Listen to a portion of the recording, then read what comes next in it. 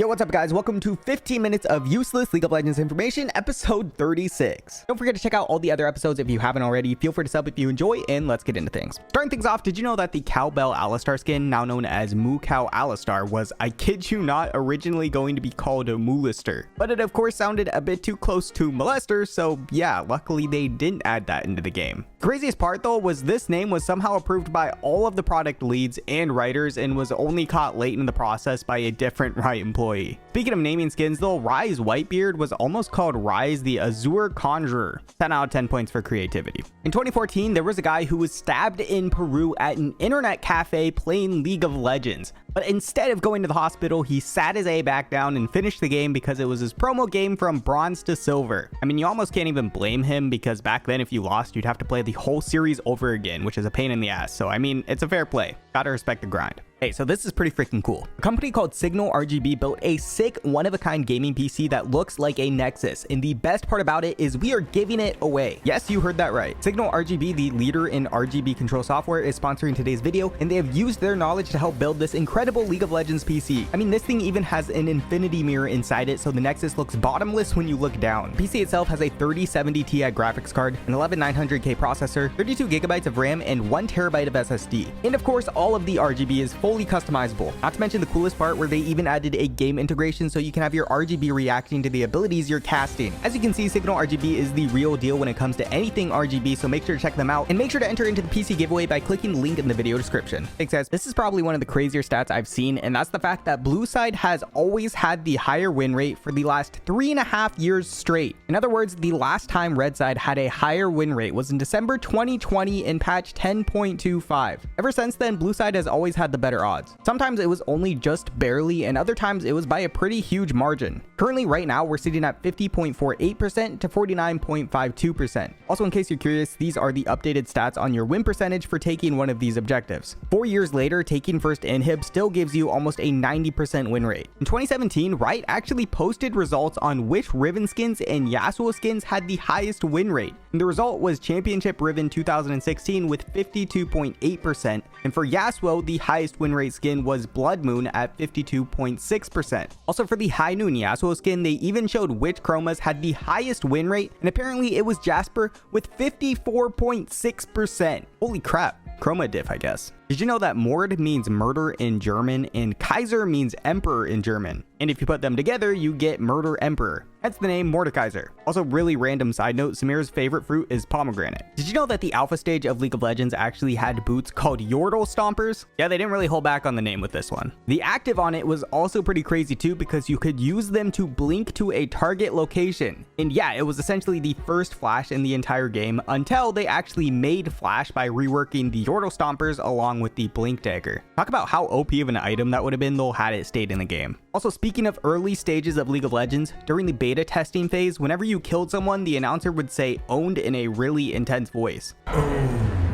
Things were a lot different back then. Also, look at that waddle. All right, this has got to be some of the craziest fog of war I have ever seen. Just watch this. So for starters, Jax is trying to escape, and as you can see from the red team's point of view, after he backs up, he's no longer anywhere to be seen. It's just like he disappeared entirely. So where did he go? Well, if you look back at the footage, he actually just hopped right next to Karma, but the fog of war was so perfect, he didn't even show up at all. That's freaking crazy. Also, 5 years ago, there was another situation recorded just like this, but in reverse. Because in this clip, a wild Talon seemed to appear out of thin air. But looking back at the review, what really happened is Talon had the slimmest and smallest fog of war ever through the lane, and he was able to cross without being seen and then kill Lee Sin. Honestly, if you're on the red team, that'd be pretty tilting to see, but also I'd be pretty equally impressed. In 2017, ex-football player Edgar Davids actually sued Riot for allegedly using him and his popularity for the striker Lucian Skin, and he actually won. Riot ended up having to pay Davids all of the money earned with the striker Lucian Skin in the Netherlands. It was only the Netherlands though, so it really didn't affect Riot at all. Did you know that 0.67% of matches end by 10 minutes and only 0.8% of matches make it to the 60-minute mark? And the average duration for a match today is around 30 minutes. But in 2015, almost 10 years ago, the most popular time it took to play a game was over 20 minutes, which is actually pretty interesting. Did you know that in the early years of League of Legends, they actually had a refer a friend system, which was kind of busted? For example, just one reference would get you a special badge in the forums. 10 would get you almost 1,000 RP, and with inflation, that's at least like 1 million. 25 would get you a title, 50 a skin, 100 a digital collector's pack. 210,000 RP, and the list goes on, but the most insane reward is at 1,000 referrals, you would get your own piece of in-game content named after your summoner's name. And 7 people actually managed to do this. And some of the items that were named after those people are even still in the game today, like Mauve Malmortius, named after a player called Malmortius, or the Total Biscuit of Rejuvenation, named after a player called Total Biscuit. But it doesn't end there, because if a player were to hit 10,000 referrals, Riot Games would personally fly you out to them and work with you to help potentially develop your own champion. And it turns out one player named Tim Buckley was actually able to hit that milestone and was flown out to Riot Games headquarters, where he also pitched his own champion idea. This was a spider shark champion based on the Japanese horror manga Gyo. But unfortunately, things didn't end up working out for him because it didn't fit with the League of Legends theme. Later on, Riot eventually redid the entire refer a friend system twice, but as the player base grew, they decided to end the program. Speaking of things you could do back in the old days when it was a smaller game, back in 2013, there was a guy who had 200k IP, or in today's terms, 200k blue essence, and asked Riot if he could spend that IP to play a game versus Riot. And for context, that's actually an insane amount of IP because it was 10 times harder to get back then too. Also, from what I could find, Riot actually responded to him and made it happen during one of their Thunderdome events, which I've talked about before. But one thing I haven't talked about before is the Riot Rumble event that they used to do, and maybe still do. I'm actually not 100% sure. Either way, it was basically League of Legends intramurals for Rioters. Small regular season, and then there's playoffs, and then it gets like super hype and exciting because it ends in this final. You play in front of your friends, and it's live, and there's shoutcasters, and the goal, of course, is to win a jacket. Brandon, do you have a jacket? I have no jacket. I'm due, it's time. Honestly, what's really crazy though is the kind of participation that they got with this too. About 70% of the company is actively participating in Riot Rumble, and it's not just here in North America. We actually have Rumbles that go in all of our regions. From Oceania to EU to Korea. In fact, the Korean office has 100% participation in Rumble, which is one of the coolest things I think I've ever heard. It's also pretty funny how seriously some of these teams took it. Some of them had group meetings, they strategized, and even did scrims. It's kind of sad they don't do this anymore because I'm sure people would watch. Okay, this is kind of weird, but also a bit interesting. So some top economists decided to write an entire research paper on 2.8 million League of Legends games about video game engagement. And when I say research paper, I mean a freaking 52-page single-spaced 12-font graphed referenced research paper. This thing is insane. But long story short, here are some of the things that they discovered. For starters, winning a game makes a player 0.88% more likely to queue up for another game. On weekends, that percentage skyrockets to 2.12%, and during prime time, it's 1.68%. They also discovered that players who have suspenseful games are way more likely to queue up again as opposed to an average or regular game. As you can see, even people who lose in a really close suspenseful game are way more likely to queue up again over even someone who won but in a normal fashion game, which is actually really interesting. I feel like a lot of this also has to do with the near miss effect, similar to gambling. If you lose but were so close to winning, you're naturally just drawn to keep going for the chance that you could win the next time around. Anyways, these guys really are the real deal, and their data and research are so good that they've actually gone to Riot themselves and presented their findings on how some small changes could really improve the amount people play League of Legends. For example, they found that the first 5 minutes of a game in simple terms is too boring, but in their terms just doesn't have enough surprise to it. But if Riot were to make it so League games started quicker and added a bit more flair in those first 5 minutes,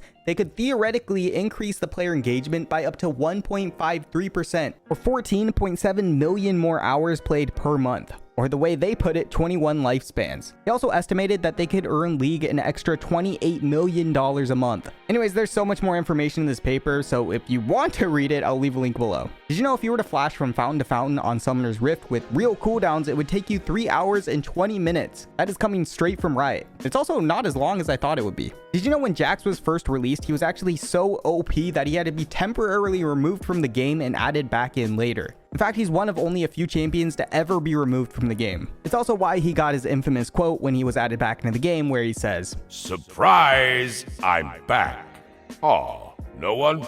Puppy, subscribe, thank you. Did you know that Pyke actually has a glitch where if you kill a target and then use your ult that got reset after 10 seconds without getting another kill, your cooldown will be on a lower cooldown still, but your timer may show a few seconds longer, as shown in this clip. One way to know for sure if you can execute someone is by the execute indicators, and also you can ping your ult, which will always show you the right cooldown time as well. Not that you should have to do that though. One of Riot's big new goals has been to create a way more advanced and realistic bot to play against for newer players. But it seems like they may have gotten a bit too realistic with things because now even the bots are trolling games. Hopefully things are a bit more cleaned up once they hit the live servers. Did you know that for a lot of the splash arts Riot makes, they actually go out and take photos as a reference to help them get a better idea on how to make the splash art? This actually helps a lot with positioning, framing, lighting, and a bunch of other details too. Still, it's pretty funny seeing the side-by-side of some of them. They should have kept the crutch and the York splash art too. In case you didn't know, the emotes in League of Legends were originally going to be a lot more serious. However, they quickly realized that they wanted something with a bit more personality to them, so this is what they came up with next. But after some final tweaking, they of course ended up with what we have today. In 2017, Riot made it so anyone who purchased the championship Ashe and Ward skin would contribute to the prize pool for Worlds 2017. And together, players added an additional $2.3 million to the pot, which is actually ridiculous. All right, so Vanguard is finally here, but with it, Riot actually released some interesting information about cheaters in the game. For starters, in 2023, apparently there was a point where 1 in every 15 games had a cheater in it. In some regions, it was as high as 20% of your games. That's actually ridiculous. Additionally, the most cheating rank was actually Grandmaster in 2023, with Gold and Bronze being a close second. They also mentioned that cheaters would on average get almost 40 completed games before they were caught. Anyways, it's pretty interesting and will be interesting to see how much Vanguard actually changes things. This is also a graph they posted as well, stating that the yellow are the hardware bans that would be Vanguard, which is actually a lot. I'm not gonna lie, the whole thing does still sound sketchy, so I guess we'll find out. Side note though, I thought this was pretty funny. They mentioned that a lot of people who got banned actually sent in handwritten apologies or even drew portraits of the anti-cheat team to get unbanned. And some also even hired people on Fiverr to write their apologies for them. They also mentioned that for those who did get unbanned, 91% of those accounts just got banned again within the next 6 months. Yikes. Did you know that right now, and apparently only for a limited time, you can get Kappa Juice in ARAM, the same kind that was added into Arena that gives you a hat. You do have to be level 9 though, but it finally gives you something to buy after your full build. So someone made a site that allegedly uses AI to predict the outcomes of games right after the start. Apparently it uses information like draft analysis, historical performance, and more to give the best guess on who will win. Now I don't know exactly how accurate it is. I only ran a few tests and most of them came back true, but I don't really see this being useful at all because once you're in a game, you're kind of set no matter what. It doesn't really help looking at it. But I suppose it could be maybe useful for betting channel points on Twitch or something. That's about it. I gotta say, I don't think the Ryze Nunu combo will ever get old when pulled off correctly.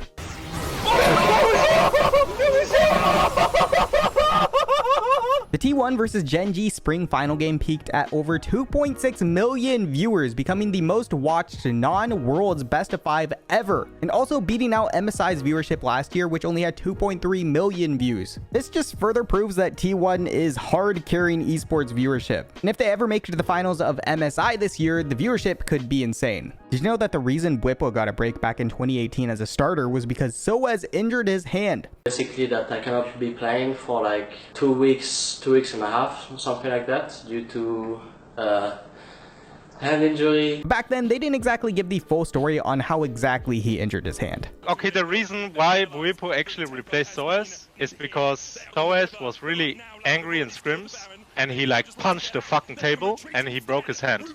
And then Bwipo got the spot. So he couldn't play anymore. Wait, what? Holy! Wait, that's actually what happened? Speaking of pro players, did you know that there was a player who actually had it in his contract that he could smoke weed because he was apparently trash without it? I'm not gonna mention names, but there was a player who had it in his contract that he was allowed to like smoke weeds on demand. And basically, like he would like when I was in LCS, he would like walk off like before his game, and he would just like smoke a joint. Oh yeah. And just smoke a joint, and then because apparently he just couldn't play unless he was high. Some people think it was Pepinero, some people think it was I'm a Cutie Pie, and some people think it was Darian. But honestly, I wouldn't be surprised if it was all three of them. During one of the playoffs, Doublelift was told he needed to take off his sweatshirt because it didn't match the team or he'd get fined a couple $1,000s. But instead of taking it off, he said he'd just pay the fine and wear the hoodie so he was comfy. TL later told me that Riot actually fined him 5K, but they're just going to cover it because we won. 5K fine for a hoodie. You are flexing so hard right now. That's an expensive hoodie. A little bit, yeah.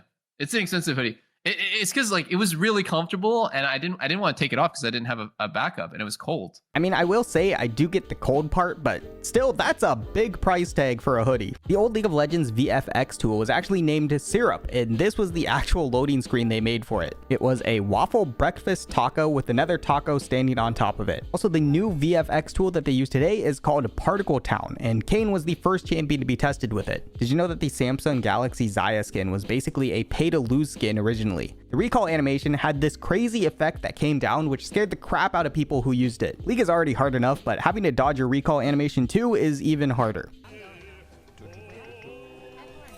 What the? I got. This is pay to lose skin. Bro, I literally got scared. That's so cringe. Luckily, it's no longer a problem nowadays. And lastly, what do you call Renekton when he wears a vest? An investigator.